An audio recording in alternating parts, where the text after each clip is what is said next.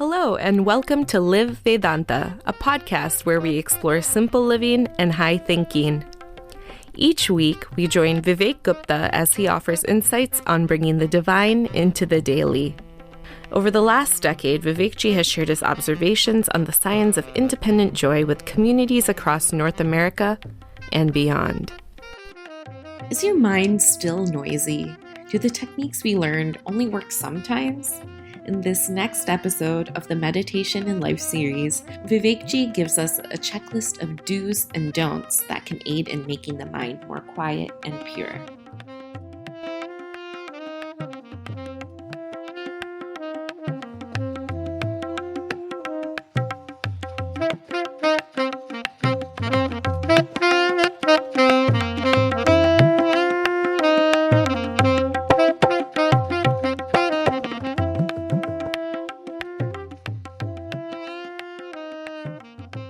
The last chapter that we studied, Hints for Taming the Mind.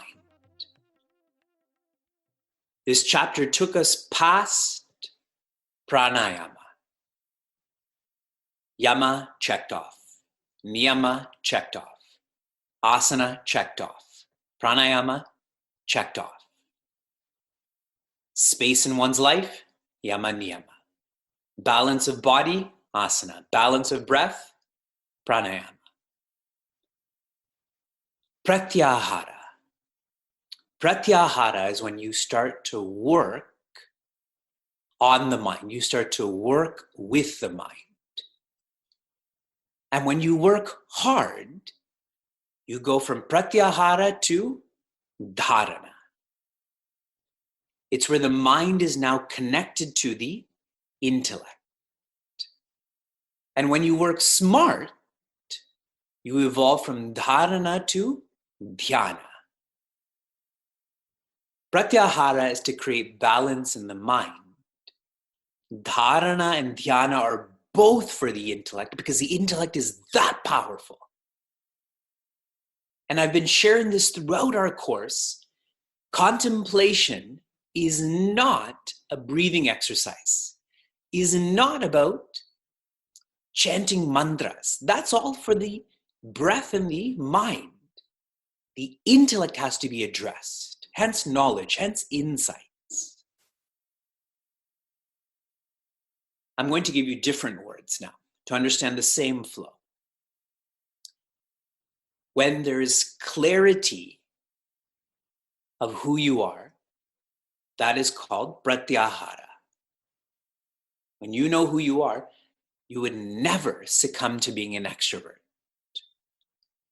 Clarity naturally evolves to conviction, dharana, where one is changing their identification, going deeper into themselves. And conviction evolves to confidence. One who's engaged in dhyana, they're confident. They have a bhava that this will be their last lifetime. And I'm going to share the same in one more framework. One who is distracted is one who is engaged in pratyahara. Now that seems very odd. Asana and pranayama, they help the mind to not be distracted in a minimal way. It is only when you get to pratyahara where one comes to appreciate how distracted one is. Yes?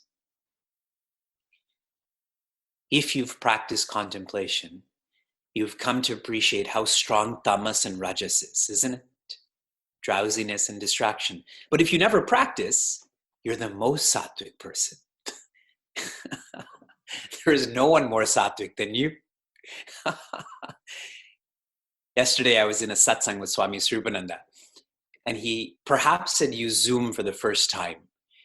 And I was feeling from him how awkward it is to stare at a green light and no one is interacting with you. And I was laughing to myself. I've been doing this for years. I'm way past the green light and the awkwardness. But my point here is when you start in this context, sharing through Zoom, looking at this green light, you realize how difficult it is. Yes, the distracted. When you work on that distracted, that's when you become concentrated. Someone who's on dharana, they're working to be concentrated, to not be distracted. And the evolution of that, going deeper into that, is to be focused. That is dhyana. This whole chapter really boils down to being focused in every facet of your life, so that when you're engaged in the most demanding facet of your life, which is contemplation, this is not unusual for you. You know this is what you need to do. The last chapter of this part, this is chapter 26 of totaling part 3, keeping a spiritual diary. And I like how Gurudev uses the word diary because it makes it quite personal then, right? The language I tend to use is guide, keeping a spiritual guide, because I like those letters. Spiritual guide is the same as SG, which is one Sadguru. I've told you again and again, your Sadguru is you. When your mind becomes quiet enough, you will know the sadhana you have to engage in. You will know you will reach the sadhya. A spiritual guide is a way to take your antakarana and make it tactile. Right now, where is your mind? What is the intellect? Whose ego? A spiritual guide is really a antakarana shuddhi chart. Antakarana, memory, mind, ego, intellect. Shuddhi. Is this becoming more pure or more impure? And you chart it out. You try to make that which is subtle gross to see if you're growing or not. When I was in the Vedanta course, I was blown away at how the context and the content of what I was studying made the mind, which my whole life I felt was esoteric, abstract, untouchable, how malleable my mind became. Constantly, I felt like I was holding my mind, looking at it, moving it, throwing this part out, putting this inside of it. And having experienced that, I've never stopped experiencing that. And I shared the same with you last week. The high point in your evolution should be your default. One should never change that default, and I haven't. I enjoy my own mind. And when my mind is not behaving, I simply direct it or ignore it. And that's all because of that default not coming lower. And many of you who I've interacted with since the last class, you've shared with me how hard you're working to keep your default to be your further evolution, not your lower evolution. Good.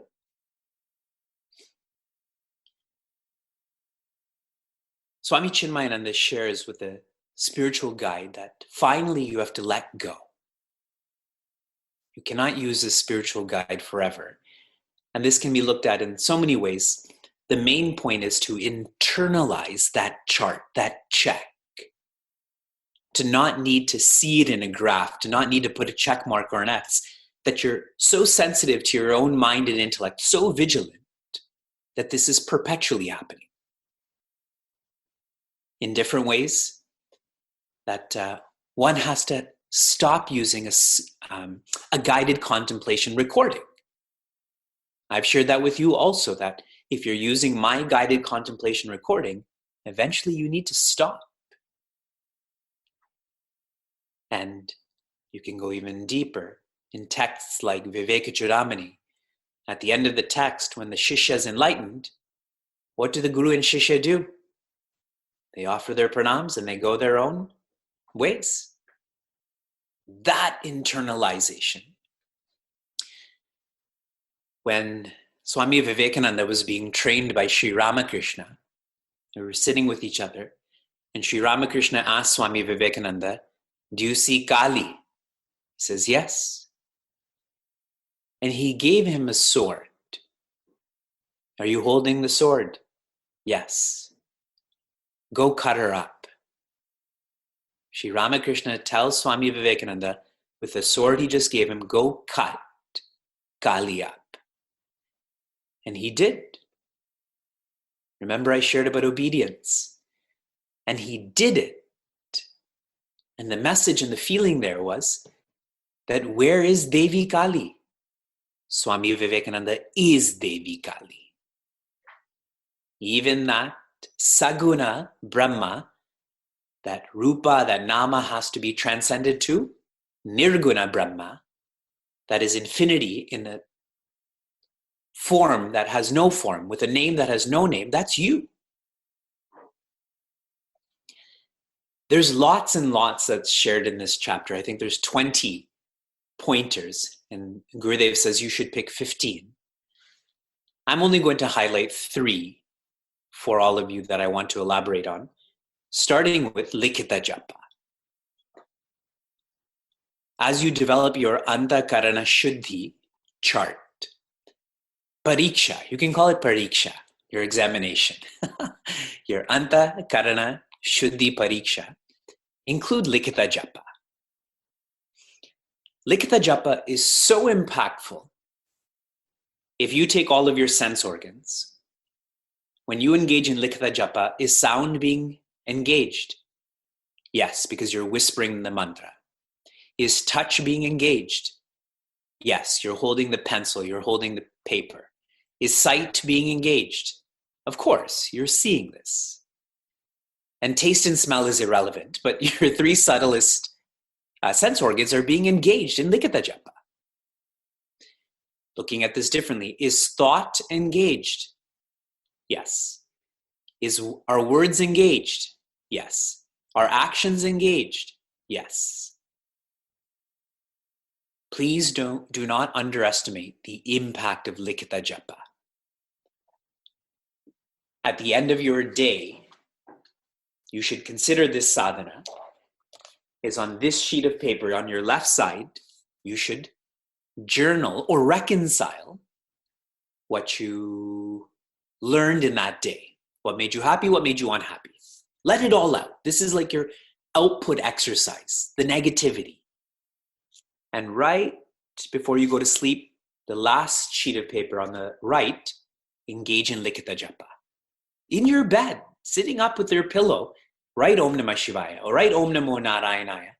That's like your input.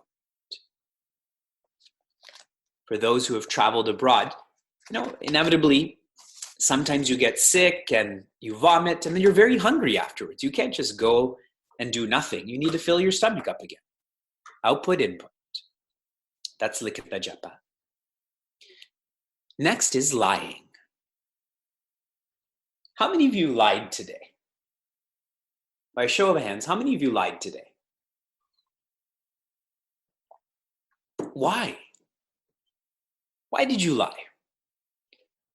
Since you're 3 years old, you've been told not to lie. We tell Vyasa not to lie, and he doesn't. That's kind of problematic. Anything he does, he has no remorse towards it. But I suppose it's sort of his strength that he has no fear. He breaks this, I broke it. Lying, number 1, can be determined outside, but most definitely is determined inside.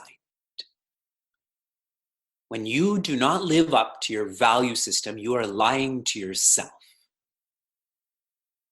It is a subtle practice in selfishness. Why selfish? Because you don't believe you are the capital S self who has the values. You believe you're the small s self, which is ego, which is egotistical. You are lying to yourself, and if you lie to yourself, it becomes quite easy to lie to others. And I'll share a practice that we all engage in that really will highlight this. I want you to think for the next 30 seconds whom you criticized in the last 30 days. Think about those you criticized in the last 30 days.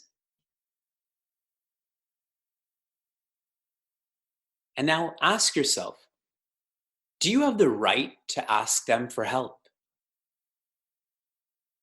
If you criticize them, what right do you have to ask the same people for help? No.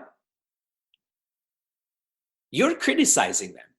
You're sharing, probably not to their face. We don't criticize people to their face. We're too disintegrated to do so.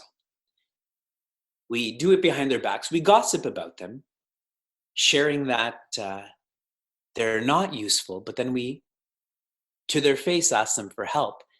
That is a lack of integrity, which really is a broken value system, which really is lying. So think deeply about that. These are the subtleties that are uncovered and are sealed, as in a good way, when you engage in dharma. The more dharmic you are, this fragmentation between what we believe is right and wrong is not broken then. It's all integrated. I hope you caught those points. Only an integrated mind intellect can really focus. And the last is, that I will highlight, is virtues. Every month, you should pick a virtue that you dedicate all of your thoughts and words and actions towards developing. And this is such a lovely idea because it's simple. Throughout Srimad Bhagavad Gita, there's endless frameworks on virtue development. Pick one. And if you develop one virtue, naturally all the other virtues come, yes? Simple. And this should be urgent. Like when an infant is in possible danger. Suppose they're imbalanced. Do you finish your emails and then tend to that infant? Do you warm up your car and then tend to that infant? Or suppose you get a stack of mail. You just came back from a yatra and you're going through all of the mail and you just glance at the mail from the outside. Which letter do you open up first? The one from the government, no? If you got a letter from the government, say it's the IRS or the CRA, that's the one you open up first, correct? It's urgent. Something serious has happened, or you hope it's some sort of refund, which is also urgent because you need to deposit it and use it, yes? Focusing on a virtue, that sense of urgency should be developed, that all that I do will be for the furthering of this virtue. So recapping this last chapter, and I feel that this is the last teaching chapter. I feel like Bhagavan Krishna is done teaching with this 26th chapter and the remaining chapters, and there's 12 more. Like in Bhagavad Gita, there's many shlokas after Bhagavan's done teaching, and it's like the formalities. It's the goodbyes. Gurudev, our Guru Shishya Paramparas, sharing. Try not to find excuses or justifications for why you're not evolving. Do whatever you need to evolve. And in this case, the idea is to make that which is not visual, visual. That which is subtle, gross. If you develop antakarana shuddhi through swadharma parinishtaya, love what you do. No likes, no dislikes.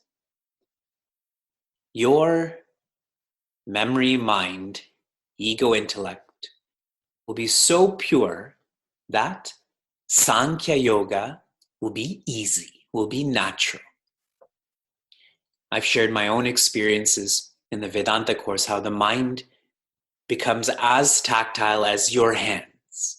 I see when there's syrup on my hands. I see when my hands are soft.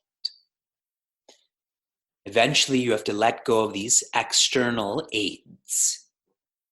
That requires more vigilance or focus, if you use the word from last chapter. I strongly suggest, as you create your antakarana shuddhi pariksha, include likita japa in your sadhana. Ideally, at the end of the day, Om Namah Shivaya, and fall asleep doing it. What better way to fall asleep? This is what's so lovely about Sanatana Dharma. There's no externalities that you have to be like this to do this. I was recently with some of our young adults and I was sharing with them. I got an email from a wedding planner and she said, there's a couple, a same-sex marriage, and they want you to officiate their ceremony. And so I asked these young adults, should I do it or should I not do it? And they all shared personally that you should do it, but organizationally, you should be ready for some backlash. And Sheila and I, we hashed this out a lot, and we had a long drive back to Niagara. And last night I wrote to her saying, I will do it. Because I personally want to do it. This is furthering Sanatana Dharma. I'm have an allegiance to Sanatana Dharma, not to my family or to Canada. And she wrote back saying, in the interim, they found another priest. It's amazing how Prarabdha guides you. When she had sent that email to me, I forwarded it to Sheila and I just wrote Prarabdha. And I share this with you, the idea of being true to yourself. When you are true to yourself, you have no fear. This likita japa is the way to fall asleep. In Sanatana Dharma, there's no conditions about you should do this while you're bathing, while you're not bathing, whether you're awake, not awake. Just do it. For those in our Vedanta and Bhagavata class, for 1 hour this Sunday, I'm going to give you so many different ways to understand the glory of Bhagwan's Nama. The second suggestion was about lies. The separation between the mind and intellect. And I've been reflecting so much of late on this whole idea of criticizing someone and asking someone for help. That's a very hypocritical way to live. And hypocrisy, one cannot contemplate that. So be careful if you have a habit to gossip. Be careful if you have a habit to criticize. If you're going to do it to that person's face. Because then you won't do it, correct? You will align what's happening inside of you. And then virtues. Pick a virtue a month. Like ice cream places have a flavor of the month. Like bars have a beer of the month. You have a virtue of the month. And if you were to ask me what virtue should you start with? Patience. That's my default virtue. If you have patience, everything else will develop. You heard or want to learn more, share this episode with a friend or find us online at facebook.com/CM Niagara. For those on the journey of self-development, Chinmaya Mission Niagara provides a community forum for seekers to listen, reflect, and contemplate. This podcast is produced by the Young Adults of Chinmaya Mission, an international nonprofit working to transform individuals through the knowledge of Vedanta. Until next time, inspire, love, be.